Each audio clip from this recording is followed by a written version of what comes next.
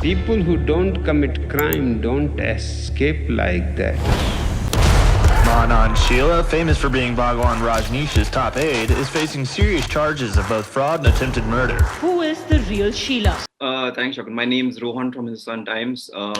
Thank you for taking the time out. Yeah, Rohan. Pleasure to be here, man. I just want to ask you about the origins of this project.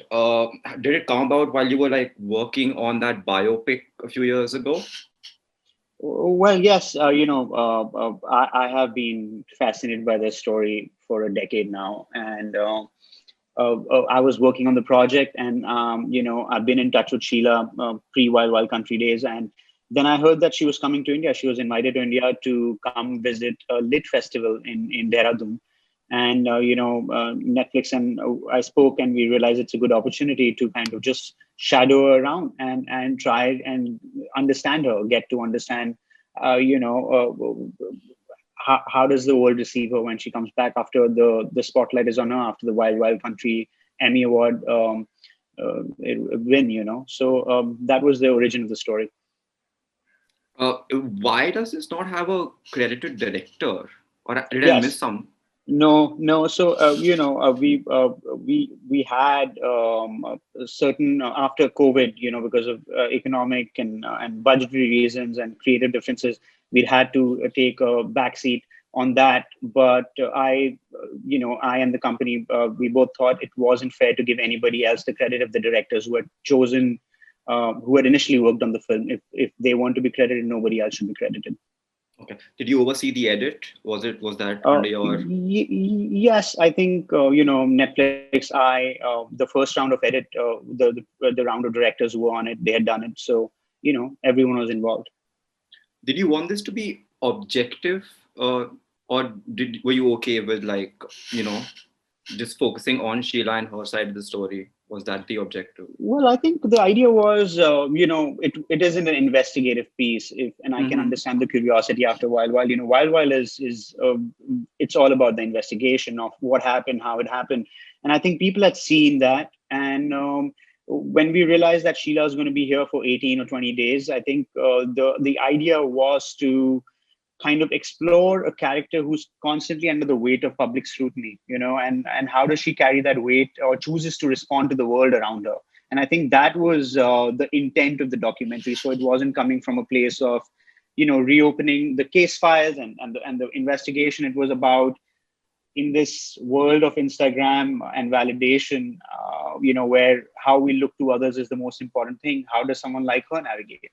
And, that's what I was interested in. There was that one scene in the documentary where she meets those, influencers, because they just want selfies with her. So it's like she was paraded around the country in a way. But do you think that a lot of people admire her as well?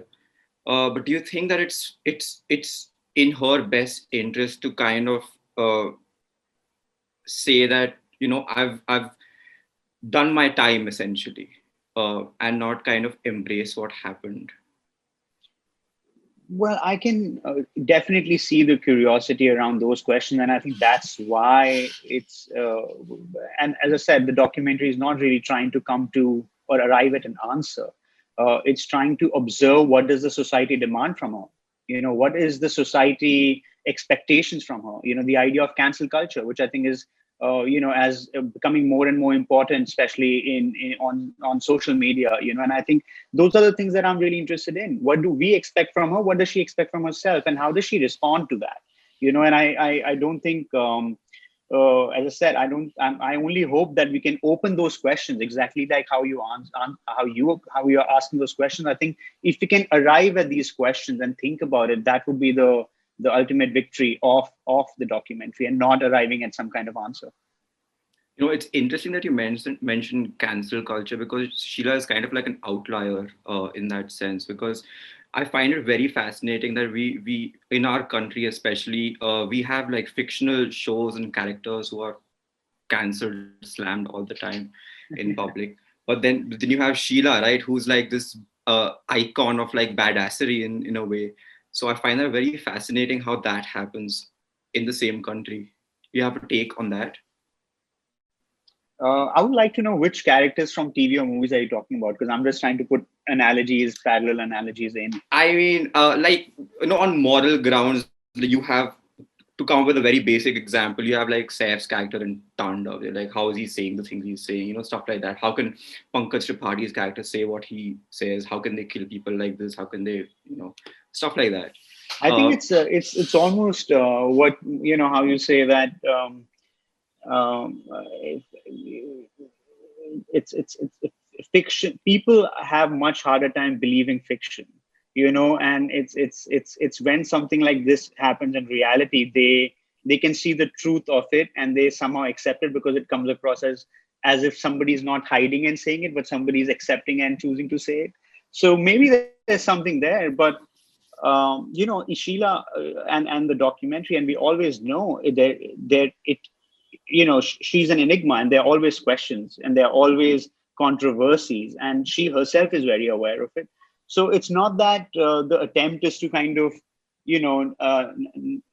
not address that. The idea is, how does she address it and how does she choose to address it? And as I said, for me, that is what was interesting to watch. And for me, that was the part that I think I wanted to understand. Not the questions. The questions are endless; they'll never end. I can make another 6-part series following to Wild Wild Country, and there'll still be more questions. There'll still be more conspiracy theories. There'll still be more investigative questions and facts that people want to check.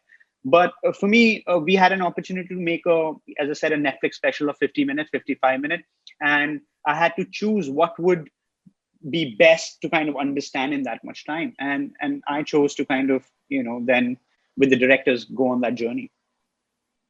So is the movie happening? The show, I was in development for a TV series. We were developing a TV series, and then I got busy with my film, and I'm currently finishing my film, and then I go back into development for the show. So, it's an ambitious show. So I'm keeping my fingers crossed. It's something that's been very close to my heart, but we got to wait and watch. So hopefully one day.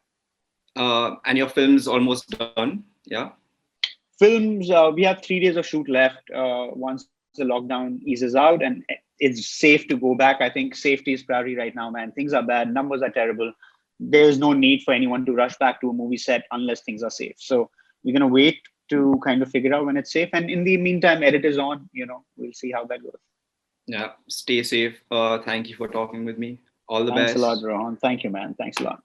Thanks. Bye.